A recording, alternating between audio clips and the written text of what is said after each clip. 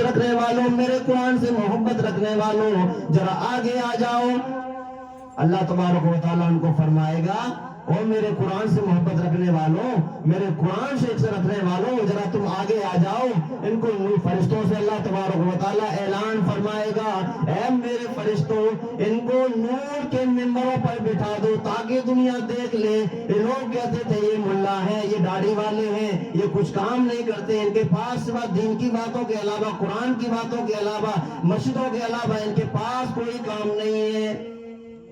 آج کسی کو دین کی باتیں سمجھائی جائے گھر کے اندر، بہنوں میں، ماؤں میں، بھائیوں میں، تو کہتا ہے تو ہی ملا بن، تو ہی دین کی بات تو اپنے پاس رکھ۔ یہ کفر جملہ بول رہے ہیں، ہمیں ایسا نہیں بولنا چاہیے۔ ہمیں اپنے آپ معلوم ہو جائے گا اپنے آپ کو جب وہاں ہم پہنچیں گے۔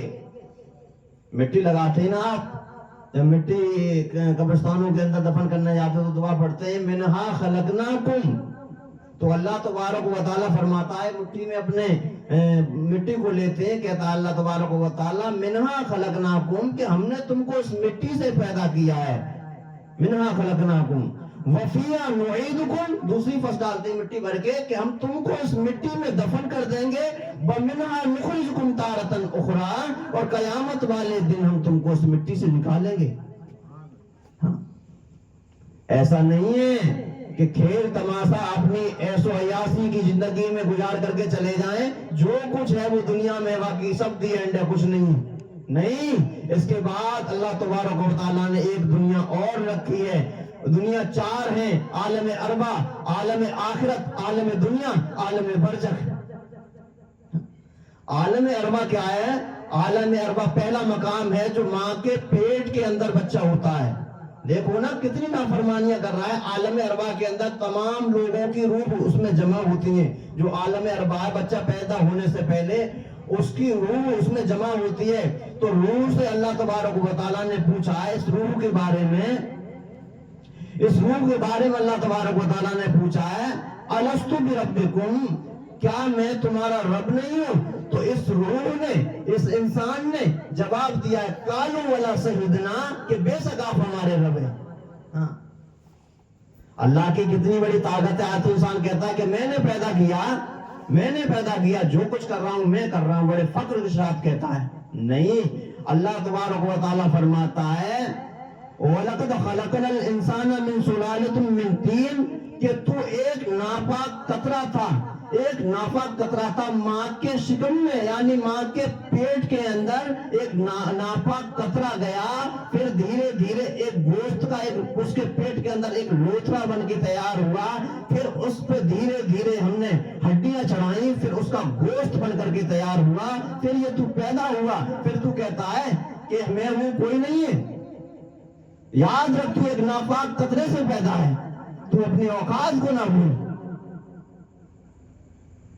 پھر اللہ تبارک و تعالیٰ گلا کرتا ہے اِلٰہٌ مع اللہ، کہ ہے کوئی اللہ، ہے کوئی پروردگار، ہے کوئی خالق؟ تم تو اپنے پاس سے ایک پتا بھی اپنے جیسا نہیں بنا سکتے ہو، پیڑ کا ایک پتا بھی اپنے جیسا نہیں بنا سکتے ہو تم۔ ہاں،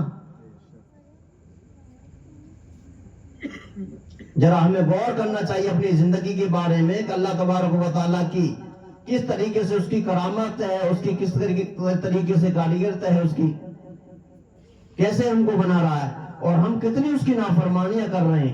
یہ زمین روزانہ صبح سے شام تک پکارتی ہے، چلاتی ہے، جو آدمی اس پر گناہ کرتا ہے، بے حیائی پھیلاتا ہے، بدماشیاں پھیلاتا ہے، یہ اعلان کرتی ہے ایک دن تجھے میرے اندر آنا ہوگا، اور تو پھر میرے حسن و سلوک کو دیکھ لینا، تیرے ساتھ میں کیا حاصل کرتی ہوں۔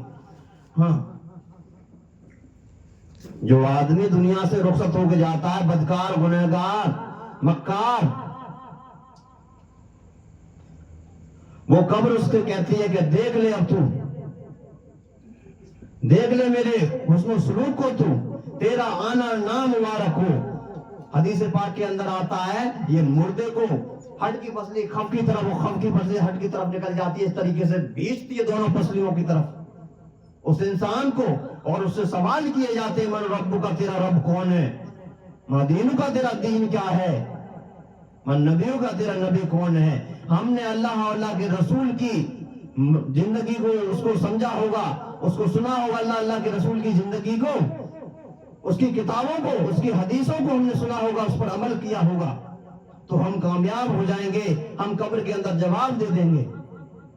یہ قبر روزانہ اعلان کرتی ہے، یہ زمین روزانہ اعلان کرتی ہے، یہ سمندر اعلان کرتا ہے، اللہ تو ہمیں حکم کیوں نہیں کرتا ہم اس پر چڑھ جائیں؟ یہ انسان اتنی بے حیائیاں اور بدماشیاں پھیلا رہا ہے، تو ہم کو حکم کیوں نہیں کرتے؟